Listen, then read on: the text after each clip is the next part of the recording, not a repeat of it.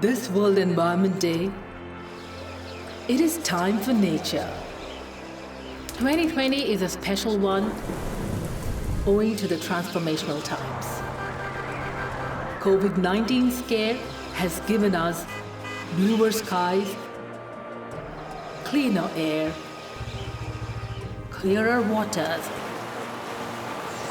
happier birds and animals. Nature has not been this happy in decades. It is time to carry on with this momentum of public awareness that nature is critical to sustaining human life. And change for conservation is every individual's responsibility.